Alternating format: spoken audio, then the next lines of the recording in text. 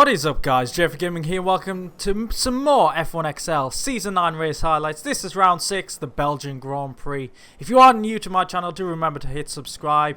And you would have known that I was on holiday if you've seen previous videos. So I did miss round 5, unfortunately, the Australian Grand Prix. So I'm going to show the standings from the end of that race, because currently I have got these highlights out quite quickly. So the standings haven't been updated after Spa. But yeah, we're currently in P8. I think realistically we are aiming for 7th, because the top 6 are just far too quick for myself at the moment. So yeah, just looking for consistent finishes to aim for P7 overall. But into qualifying here, our first lap got us initially up to P6. We've dropped down to P8, but at the end of the session this lap is looking pretty good indeed. We're nearly 6/10 up, coming into the final chicane, looking to shoot up the leaderboard if we can, and it's 7/10 quicker.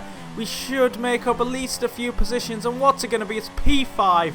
So that's a very, I'd say, successful session, because in this league there is clearly 6 drivers who are just quicker than the rest, and so I would say I am best of the rest, so that's positive for us. We want to be beating the 4 drivers underneath us, so that's the first stage of the weekend complete. But race day at Spa, of course, unpredictable weather. So we're starting in intermediate conditions, and then we're transitioning to dry. So yeah, that's going to make things very interesting indeed. So we should have an early pit stop. So building up to the start of the Belgian Grand Prix. Very tricky turn 1, 5 lights, and away we go. We get an okay start.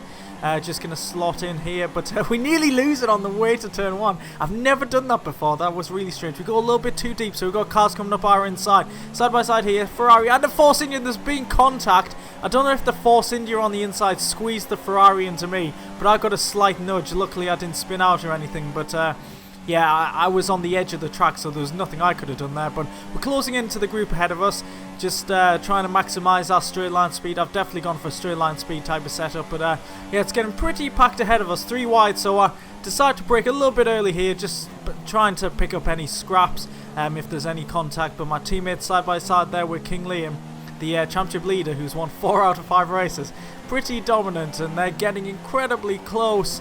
And yeah, there's nowhere for me to go really. I have a quick look at map here, but there's no point trying any risky moves there.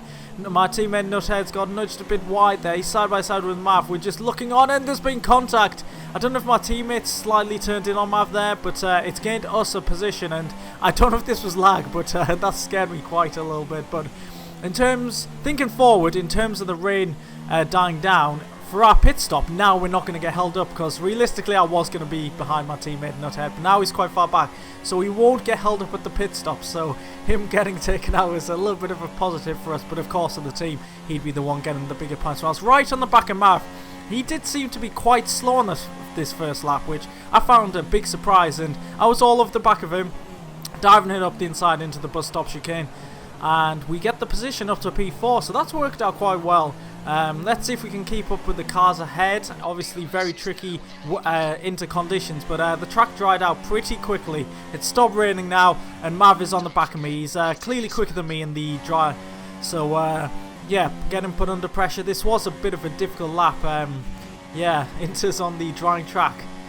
Not easy at all, but we're coming into the pits at the end of this lap. We saw DRS was enabled at the start of the final sector, and everyone is coming in. And yeah, it looks like no one's going to be held up. I think everyone's in different teams here, so we're coming in very cautious to the pit entry speed line, and we're going to go on to the soft compound tyres. I didn't think the mediums could last to the end of the race. Maybe Liam ahead of us thinks they can, so I was going to try and go for 2 soft compound stints. Maybe Hansen behind me was thinking the same thing, so looks like me and him are going for the similar strategy, and Liam could be going to the end. But it looks like Pred in the lead's got an absolutely massive buffer to second place there. But P3 at the moment, it's looking pretty positive. I mean, I didn't expect to be finishing on the podium, but at least we're fighting at the sharp end of the field. But Hansen, a lap late, all over the back of me. I decide just to move over to the left. I don't want to be fighting this. There's no point fighting side by side. If anything, I should be using his slipstream and his speed to try and stick with him, and then see if he can pull me towards Liam in P2. So that was the aim of the game at the moment, and we're just going to try and stay as close as possible. But you'll see what happens in a second. Things get very interesting. So we're on the back of Hansen. He's sliding around a little bit, but looking pretty good. And yeah, this is where the mistakes start happening. He slides off the curb there, moves to the left. So we're side by side going into P1, I think this corner's called. I do back out here. I thought side by side through there is not going to work. But here we go. Mistake. He makes a mistake. Slides off the curb and we've hit him into the wall. He's out of the race and we flipped over. I've had, I think, 130 races in F1XL. That's the first time I've flipped over. That was absolutely incredible. I was thinking, as I was skidding towards the barriers, I was thinking, that's game over. That's going to be my first DNF from crashing. But luckily, Hansen went out and not me. But yeah, Hansen did apologise for this after the race, but I'm not going to put a ticket in. It seems pretty pointless. It's just an honest mistake. Tries to correct it. I just clipped the back of him. I've got nowhere to go. And unluckily for him, he goes into the wall. And I somehow get flipped over. Kind of crazy physics there. But we do break our front wing. Virtual safety car is out. So this is going to aid us a little bit. But now I've decided I'm going to go for the mediums to the end of the race. I mean, there's not much else I can really do in terms of strategy. Because if I try going on the softs again, we're going to end up last. So at least we'll try something and hopefully gain a position or two. But luckily for us, the VSC ends while we're still in the pit lane. I mean, we've had absolutely no luck with virtual safety cars in this season so far. All safety cars. And yeah, we seem to have lost that every time. Like last season in Season 8, it worked out for me more times than not. But it's the complete opposite this season. So we're in last place at the moment, closing in on Frozen, and he's on the same tyres as us, but I'd imagine different strategy. But this was really strange. I get DRS, and then he just moves over for me. I don't know what he's doing. I was thinking, are you really letting me pass to get DRS after Eau Rouge? But that wasn't the case, actually. Hopefully he can explain himself, because I don't know. So we're up to P7 now. We're skipping to lap 15, and hallelujah, we might get some action because there's a couple of cars into the pit. Spooky Sky, who we've had some amazing battles in the two races where we've been battling with each other. It looks like we could be battling again because he's gone on to the super soft tyres while I'm on worn mediums. Jack Spar's come out probably too far ahead of us now. So if anything, we're defending P6. And based on the tyres, probably not for too long because look, 39% on the two fronts. And we're trying to stretch these to the end. So they could be up at 60-70% soon. But yeah, it really didn't take long for Spooky to close in. He gets so much better traction here. We're side by side and there's no point me fighting this too much. So he gets the inside line, he gets the position, and all I could do really is try and stick with him and use the slipstream. And surprisingly it worked. Spooky really didn't have great straight line speed here. As you can see, we use the slipstream. We're not even in rich mix and we're closing in so dramatically. And I wasn't sure whether to go left or right there, but we go. Try and go for the outside line into the bus stop chicane. He leaves enough room. I leave enough room on the exit as well. And we get the move done. Once again, brilliant racing between us two. I mean, it's usually at the back of the field, but hey, at least we've got some great wheel-to-wheel action here. So respect to Spooky in that sense. So coming out the first corner, of course he's going to get much better traction. I pretty much expected him just to re-overtake me. I mean, if we can keep up with him up until the third sector, overtake him pretty much every lap, I mean, that's going to be a hell of an effort to try that. But yeah, it seems to be working after one attempt as Spooky.